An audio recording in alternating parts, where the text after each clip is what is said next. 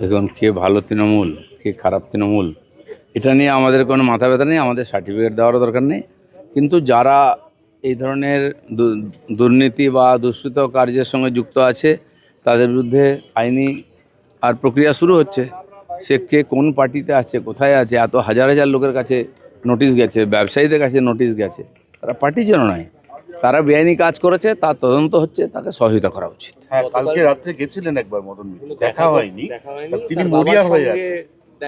মরিয়া হয়ে আছেন, সন্দীপন শাহের সঙ্গে একবার দেখা করতে। ভালো তৃণমূল না, আগে তো ইডির অফিসারদের সঙ্গে দেখা করুন, তারপরে সন্দীপন সাহা তো বাঁচাতে পারবে না। ইডি যদি ক্লিন চিট দেয় তখন সম্ভাবনা আছে। কংগ্রেসের শুভঙ্কর সরকার মমতা বন্দ্যোপাধ্যায়কে আমন্ত্রণ জানিয়েছেন 21শে জুলাইতে। বলেছেন যে উনি এলে প্রায়শ্চিত্ত হবে, এবং আমরাও যে আমাদেরই তো অ্যাকচুয়ালি কর্মীরা মারা গিয়েছে। কংগ্রেসের শহীদ দিবসে যদি মমতা ব্যানার্জি যান, প্রায়শ্চিত্ত হবেই, সম্মান রক্ষাও হয়ে যাবে।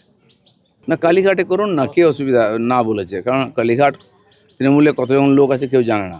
কালীঘাটে করুন, তাহলে লজ্জাটা কমপক্ষে বাঁচবে। বাকি যারা যেখানে পুলিশ বলছে করুক। না, ব্রিগেডে করতে না চাওয়ার মূল কারণ কি কাদা, নাকি লোক হবে না সেটা? কাদা নেই, কাদা তো লেগেই আছে গায়ে। লোক কোথায় ব্রিগেডে করার? যারা নামাজ পড়তেন রেড রোডে, তাদেরকে ব্রিগেড দিয়েছিল পুলিশ, তারা করেছেন হিম্মত করে, নামাজ পড়েছেন ওখানে, এবং ভালোভাবে হয়েছে। ঠিক সেরকমভাবে টিএমসির যদি দম থাকে শহীদ দিবস করার, ওদের সঙ্গে যদি লোক থাকে, ওখানে করুন কালীঘাটে, নাহলে ঘরের মধ্যে করুন, ছবিতে মালা দিন। আমরা তো দিই, বহু মহাপুরুষের প্রতি শ্রদ্ধাঞ্জলি আমরা দিই প্রতি বছর।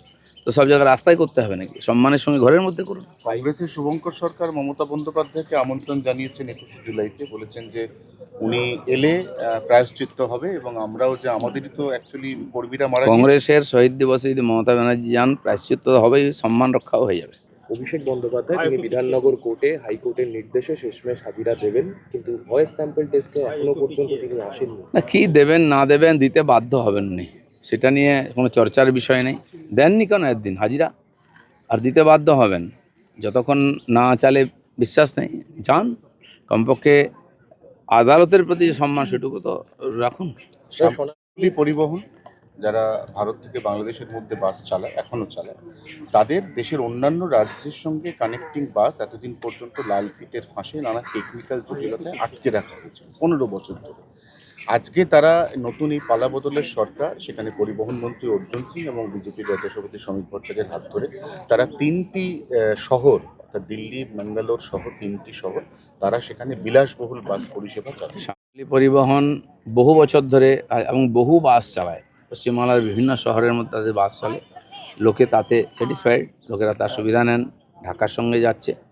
আজ সারা দেশে এই ধরনের একটি কোম্পানি যদি বাস চালায়, পশ্চিমবাংলা থেকে এমনি বহু প্রাইভেট বাস বিভিন্ন রাজ্যে যায়, আর মালপত্র কলকাতা থেকে বেশি যায়, বিহার, ইউপি, মধ্যপ্রদেশ সব জায়গায় যায়। তো এটা এডিশন হবে, এবং লাক্সারি বাসের যে সুবিধা, এত সুন্দর রাস্তা হয়ে গেছে, মানুষ রাত্রেবেলা বাসে উঠবে, সকালবেলা পৌঁছে যাবে, খুব ভালো। ট্রেনে এত ভিড়, টিকিট পাওয়া যায় না। তো এটা খুব ভালো সরকার যে ডিসিশন নিচ্ছেন, ধন্যবাদ। এবং কাল বাবা তারকনাথের থেকে মহাদেব এক্সপ্রেস শুরু হলো, 5টা শহরে তারকেশ্বর থেকে বাস যাবে। এই ধরনের বাস পরিষেবা ভালো দরকার আছে, কারণ রাস্তাঘাটের সুবিধা আছে, অনেক কম সময় লোকে পৌঁছতে পারবেন। সনাতনী হিন্দুদের রথ নিয়ে এবছর আলাদা উন্মাদনা রাজ্য জুড়ে। সেখানে দেখা যাচ্ছে মুখ্যমন্ত্রীর বাবা তিনিও বিভিন্ন অনুষ্ঠান সেখানে তারা উপস্থিত থাকবেন। আমার কাছে কমপক্ষে আমার কাছে 25টা কমপক্ষে রথের নেমন্তন্ন এসছে। তো আমি উদ্বোধনে মায়াপুর ডেকেছেন ইস্কন, সেখানে যাচ্ছি আজকে, কালকে রথ শুরু করব।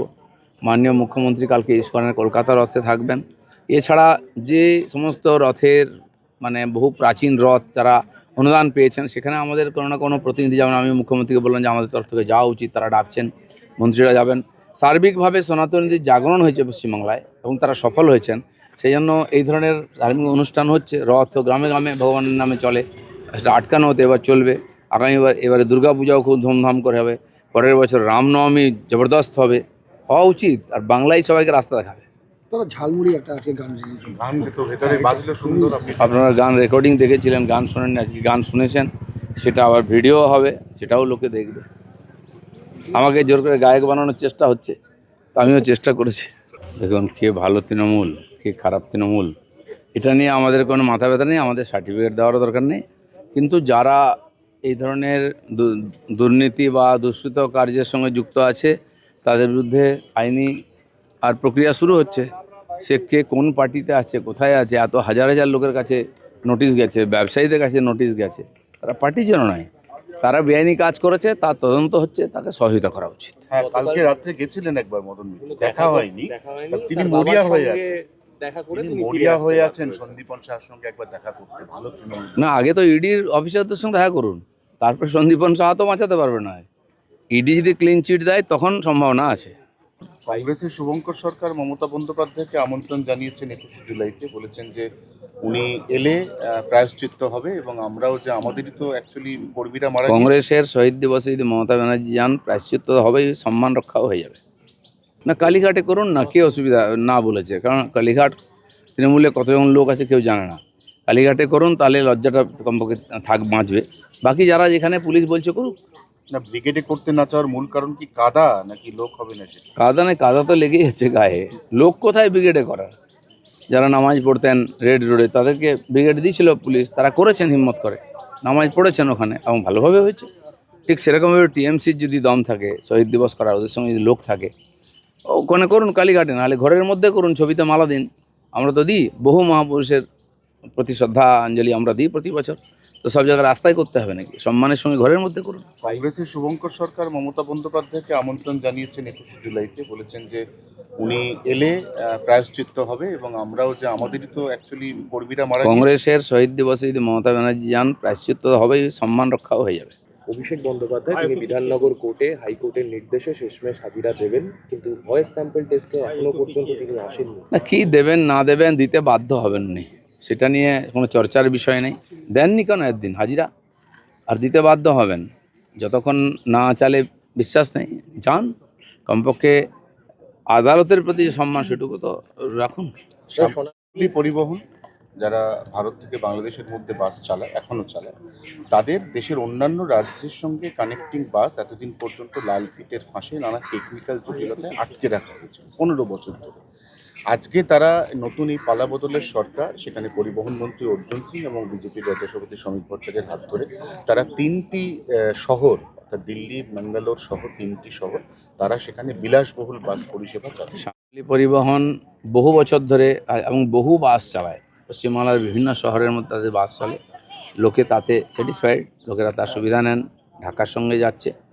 আজ সারা দেশে এই ধরনের একটি কোম্পানি যদি বাস চালায়, পশ্চিমবাংলা থেকে এমনি বহু প্রাইভেট বাস বিভিন্ন রাজ্যে যায়, আর মালপত্র কলকাতা থেকে বেশি যায়, বিহার, ইউপি, মধ্যপ্রদেশ সব জায়গায় যায়।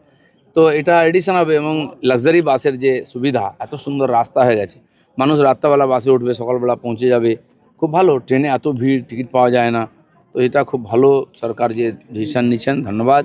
এবং কাল বাবা তারকনাথের থেকে মহাদেব এক্সপ্রেস শুরু হলো, 5টা শহরে তারকেশ্বর থেকে বাস যাবে। এই ধরনের বাস পরিষেবা ভালো দরকার আছে, কারণ রাস্তাঘাটের সুবিধা আছে, অনেক কম সময়ে লোকে পৌঁছতে পারবেন।